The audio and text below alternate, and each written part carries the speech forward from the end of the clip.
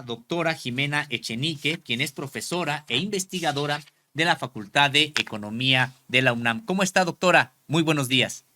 Muy buenos días, Osimo. Buenos días a tu audiencia y gracias por este espacio para comentar justamente el ciclo económico y las calificadoras en la coyuntura nacional e internacional.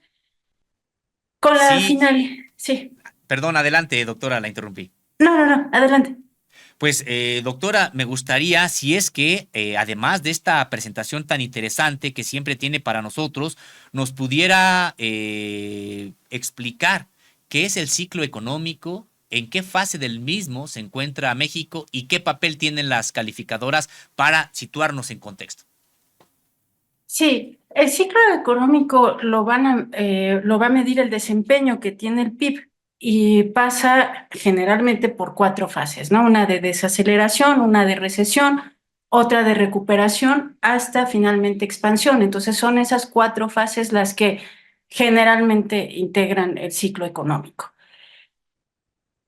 Al hablar de este ciclo, estamos hablando generalmente de las variables que integran el Producto Interno Bruto, es decir, cómo se comporta el consumo, cómo se comporta la inversión, el gasto de gobierno neto, o sea, lo que gasta el gobierno y lo que recauda con impuestos, y las exportaciones netas, es decir, lo que vendemos al resto del mundo y lo que compramos de este mismo.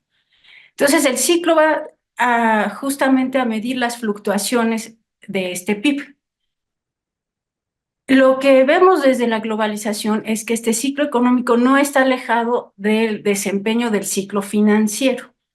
El ciclo financiero se mide generalmente por el desempeño del crédito y el comportamiento de los precios de los bienes raíces, ¿no? Porque es un activo al cual podemos apalancar la economía, es decir, puedo ir a pedir un crédito con base en un activo como son los bienes raíces. Entonces tenemos estos dos ciclos, financiero y económico, que no van separados. O sea, lo que pasa desde la globalización es que se correlacionan. Uno no existe sin el otro. ¿En qué fase del ciclo estamos? Bueno, hasta hace 2 años o hace un año, el FMI decía y otras que estábamos en una fase aún después de una recesión, son 2 trimestres una recesión, ¿no? 2 trimestres sin crecimiento y desempleo. Entonces, después de la pandemia, se decía que estábamos en esta fase porque tenemos un ciclo muy ligado con el de Estados Unidos. Y este año, desde finales del año pasado, ya empezamos a hablar de una recuperación. Cuando inicia esta recuperación, Estados Unidos venía de bajar las tasas de interés para generar un consumo y después, cuando empieza la fase de recuperación, aumenta la tasa de interés. ¿Con qué objetivo? Porque si haces el crédito más caro, se supone para la escuela convencional que vas a restringir la demanda. Entonces, estaríamos en esta fase de recuperación, por lo que se aumenta la tasa de interés para evitar presiones inflacionarias. Y ahorita que comentabas la distribución de los votos de la Junta de Gobierno del Banco de México, bueno, es que la semana que entra va a salir el anuario del reporte financiero del Fondo Monetario Internacional y lo que dicen es que todavía es temprano para disminuir la tasa de interés. Por eso Estados Unidos no lo hace, ¿no? Sigue aproximadamente en unos 5%. Entonces, hay esta recuperación, pero no todos los países, claramente México, están dispuestos a seguir permanentemente con un aumento de la tasa de interés para restringir el consumo. Ya la señal que mandan ayer es justamente reducir esta tasa y que podría incentivar el crédito interno neto que ha venido creciendo en México. Sí, doctora, pues muchas Ah, gracias. A reserva de que me gustaría también que nos pudiera, con esta presentación tan importante que también usted tiene, si en algún momento nos pudiera decir su expectativa sobre esta reducción de la tasa de interés y si podría generar algún tipo de riesgo para que creciera la inflación de nueva cuenta en México. Justamente lo que genera una expectativa de estabilidad incluso es lo que han dicho las calificadoras, ¿no? Esta semana, aunque bajaron un poco las expectativas en términos de estabilidad, no se arriesgan a declarar como un problema de poco solvente que sea en los bonos soberanos, ¿no? Entonces sigue habiendo una recaudación que plantean estable. Entonces, para activar un ciclo acelerado de crecimiento del índice de precios al consumidor, no se ve esa expectativa claramente, porque incluso la recuperación del PIB se hizo con un incremento del consumo de los hogares y estuvo ligado con un incremento de la formación bruta de capital. Ahora, ¿qué le da posibilidades a que no se genere una inflación? Justamente la apreciación del peso. La apreciación del peso es que un peso compre más dólares, o sea, nos alcanza para más, ¿no? Entonces, esto incentiva la demanda hacia el mercado extranjero y eso podría generar presiones inflacionarias. Y el riesgo que dicen es que nos pueda pasar, no sé, un escenario como en el 94, ¿no? Donde creció demasiado la cuenta, el déficit en la balanza comercial y acabas devaluando para reducir súbitamente ese déficit. Pero lo que tiene como un subyacente importante la economía es que está creciendo, o creció más aceleradamente después de la pandemia, la formación bruta de capital, es decir, la inversión productiva. Entonces, mientras sigue habiendo crecimiento económico con base en la inversión productiva, hay más posibilidades de sostener el incremento de la demanda sin tener un crecimiento acelerado de los precios. El problema es si no hay esta inversión productiva, ¿no? Si hay una señal hacia las calificadoras de un problema de falta de capacidad de pago y eso debilitaría la inversión extranjera directa. Pero tenemos en beneficio o en un sentido positivo esto que se está formando de las cadenas de suministro a través del nearshoring, ¿no? Con la inversión de China. Pues doctora, muchas gracias, muy interesante. Si quiere, pues mostrarnos la presentación que ha preparado también para esta emisión y el análisis que tiene sobre el mismo. Sí, claro. Bueno, con la finalidad de introducir a la audiencia al tema, es importante describir 4 pasos. Al igual que las personas, los países emiten deuda o solicitan líneas de crédito para tener liquidez. Se trata de crear una relación donde los rendimientos de la deuda sean mayores al costo por emitir la deuda. Es decir, por haber emitido un compromiso de pago, se esperaría en términos corporativos un mayor volumen de ventas y en términos de los países o las naciones un aumento del ingreso o de los componentes del Producto Interno Bruto, que ya comentábamos, es el consumo, la inversión, el gasto neto y las exportaciones netas. De tal manera que la dinámica del crédito está entre los factores que determina el desempeño de una economía. Desde una perspectiva ortodoxa o convencional, para que exista crédito deben de existir depósitos. Sin embargo, desde una perspectiva heterodoxa o no convencional, para que existan créditos o depósitos, debe existir crecimiento económico.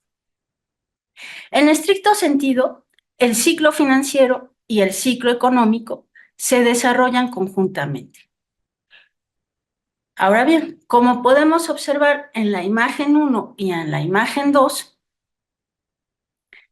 en términos de décadas, Estados Unidos se ha caracterizado por ciclos económicos más estables en comparación con México. Pero ambos países, como la economía mundial, comparten estar recuperándose de una fuerte caída del PIB, que la observamos en la gráfica, después de la emergencia sanitaria. Para Estados Unidos, como observamos en esta imagen, entonces aquí tenemos que los dos, aquí está Estados Unidos, está en la fase de recuperación con estabilidad, la siguiente en la imagen 2. México estaría en esta misma fase, ¿no? Y vemos que aquí, en México los ciclos económicos se sienten más fuertes, ¿no? Las fases que les decía de desaceleración, recesión, recuperación, expansión, se sienten más fuertes, pero estamos en la fase de recuperación. Ahora bien, en Estados Unidos esta recuperación, como vemos en la imagen 3, ha sido a través de una mayor participación del consumo de los hogares, seguido de la formación bruta de capital, el gasto final de consumo del gobierno y un saldo negativo de las exportaciones, que aproximadamente ya llega al 5% del PIB para Estados Unidos. Por eso, para ellos es más riesgoso reducir la tasa de interés porque tienen este déficit comercial estructural que han venido tratando de reducir con esta política un poco de puertas cerradas, que principalmente se establece con la administración anterior. ¿Cómo va la recuperación de México? Bueno, entonces, la recuperación de Estados Unidos ha estado en un aumento de las importaciones, en estricto sentido, ellos se han recuperado por un aumento del consumo interno y externo.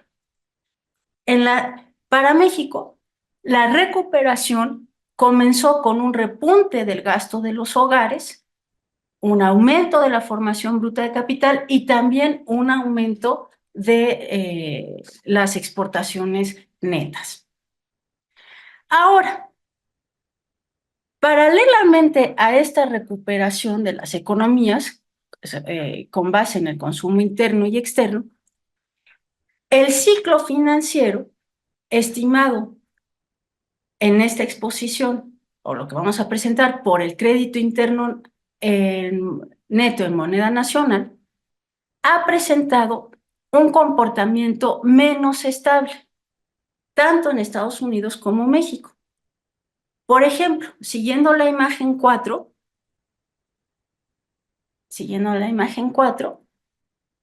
en Estados Unidos existen dos periodos de importante crecimiento del crédito neto al sector público y privado. Después de la crisis del 2008 y después de la emergencia sanitaria. Recientemente, este aumento del crédito ha mostrado menor crecimiento, justamente por el aumento de la tasa de interés que se hace para debilitar las presiones inflacionarias. Este descenso del crédito interno neto en Estados Unidos, resultado del ascenso de las tasas de interés que determinó el mundo de pospandemia. Actualmente la tasa de interés de la Reserva Federal estadounidense oscila en el 5%, cuando la tasa de interés real después de la pandemia llegó a 0%. Sin embargo, lo que acabamos de observar con el comunicado de la Junta de Gobierno es que no todos los países se disponen a seguir este mundo de altas tasas de interés, al menos permanentemente. Este 21 de marzo, como comentaba Sósimo, el Banco de México anunció este descenso de 25 puntos base o 25 sobre 100 de la tasa de interés interbancaria, y esto podría esperarse en la siguiente imagen, que fomentara aún más este crecimiento del crédito interno neto que sí ha sucedido en México después de la pandemia. Y esto podría fomentar la liquidez necesaria para un crecimiento económico o, desde la perspectiva convencional, un aumento de las presiones inflacionarias. Todo dependerá del grado de inversión productiva que tenga la economía para respaldar ese aumento de crédito y ese descenso de la tasa de interés.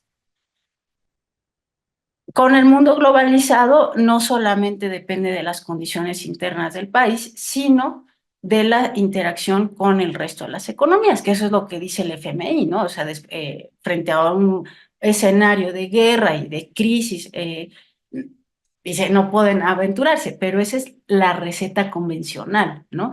Lo que está tratando de hacer un conjunto de países es crear una política económica sostenida en el crecimiento endógeno.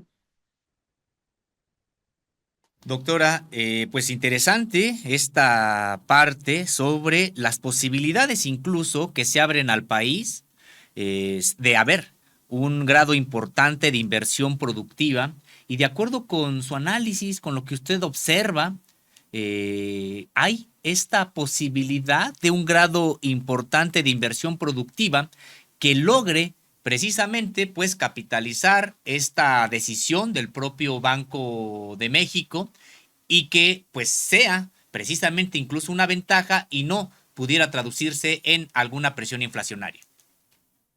La, el problema es que se depende mucho de las importaciones, ¿no? O sea, no hemos logrado consolidar una estructura cuya una unidad de producción depende mayoritariamente de bienes importados. Entonces, mientras eso no se cambie, es difícil que el descenso de la tasa de interés no se traduzca en un aumento de los precios en algún momento, ¿no? Pero pues también dependerá de cómo o la demanda que haga el resto del mundo sobre los productos nacionales. Eso es una variable muy importante, el fomento de las exportaciones. Pues muchas gracias, doctora. Gracias por esta explicación que nos ha ofrecido el día de hoy y que tiene que ver con el ciclo económico en el que se encuentra México. Ha considerado usted, nos ha explicado que es de fase de recuperación, las implicaciones con respecto de las calificadoras y también de esta baja de 0.25% en las tasas de interés que pues esperemos sí se traduzca en una ventaja gracias a este grado de inversión productiva y también nos explica usted a el fortalecimiento de las exportaciones pues mexicanas. Le agradezco mucho, muchas gracias por esta participación y será un placer pues que esté con nosotros de nueva cuenta en una nueva entrega en este análisis económico. Muchas gracias, Osimo. Un saludo a tu audiencia y felices fiestas. Bueno, Gracias. receso.